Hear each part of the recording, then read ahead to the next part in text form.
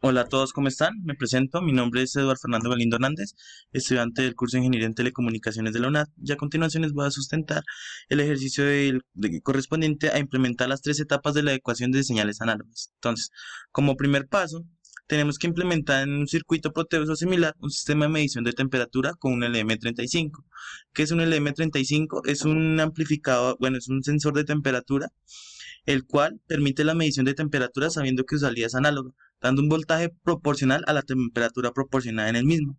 Como podemos observar acá en la simulación, acá tenemos un sensor de temperatura con una temperatura de 50 grados centígrados. Si corremos nuestra simulación, podemos ver que tenemos un voltaje de salida directamente proporcional al de acá, o sea, 0.5 voltios.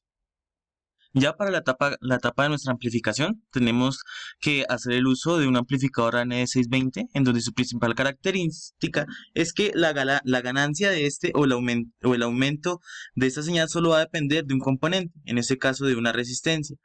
Gracias a esta resistencia podemos elevar nuestra voltaje de salida. Entonces, el ejercicio nos dice lo siguiente, el ejercicio dice que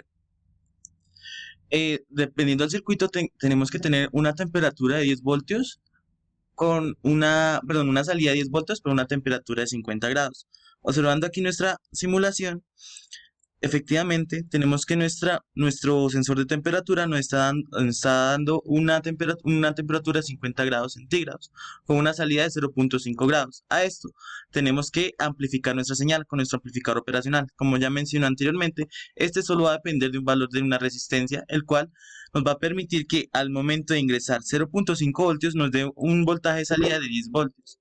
Entonces, si aquí alteramos nuestro valor de temperatura o nuestra temperatura en nuestro sensor, obviamente nuestro valor va a cambiar, lo que significa que está funcionando efectivamente nuestro circuito. Ya como tercer paso, tenemos que implementar un filtro pasabanda, el mismo solo va a atenuar las frecuencias altas, dejando solo pasar las frecuencias bajas.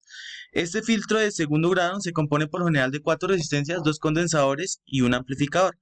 Por lo tanto, tenemos que desarrollar lo siguiente: hallar primero el valor de nuestras resistencias. Relativamente, según la estructura de Rausch, nos dice que el valor de las 4 resistencias tiene que ser exactamente igual.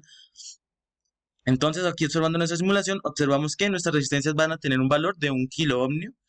Con esos valores o con el valor de la resistencia, ya lo único que nos queda hallar son los valores de nuestros condensadores, para que efectivamente nuestro filtro efectúe y filtre nuestras señales salientes. Entonces, como observamos aquí, según los condensadores, para nuestro primer condensador, tenemos que utilizar la siguiente fórmula.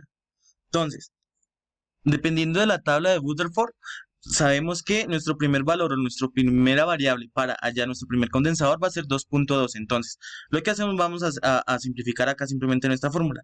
El valor de nuestro primer condensador va a ser 2.12 por 3.97.9 nanofaradios. ¿Por qué 3.799 nanofaradios? Es el valor resultante de nuestro condensador en general, teniendo en cuenta nuestra resistencia. Entonces, haciendo esos los cálculos, tenemos que nuestro primer condensador va a ser de 843.55 nanofaradios y nuestro segundo condensador de 185.013 nanofaradios. Ya observándolo o ya montando en nuestro circuito, tenemos lo siguiente.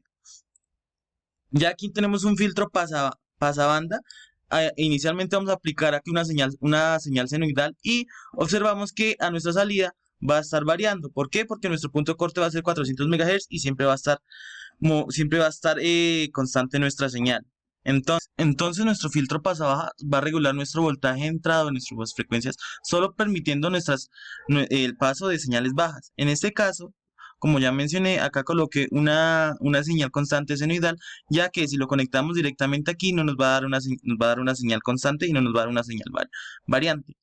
Por eso lo coloqué acá una señal senoidal. Ya por último, nos queda que ya nos queda implementar un software una conversión análoga a través de un integrado ADSM8, con lo cual nos va a permitir nos va a transformar nuestra señal analógica en una señal digital a través de 8 bits. En este caso, nuestros bits los vamos a representar aquí con unos LEDs. Entonces, aquí en nuestra simulación, la variante, que en este caso la va a regular un potenciómetro. En este caso, si no existiera este potenciómetro, tendríamos que colocar la señal directamente aquí y esta nos va a ir variando acá nuestros valores. Entonces, si corremos acá nuestra simulación, observando que si variamos el valor de nuestro potenciómetro, empezando desde un valor 0, este nos va a dar acá una señal en bits, ya transformando nuestras señales digitales en señales, perdón, nuestras señales análogas en nuestras señales digitales.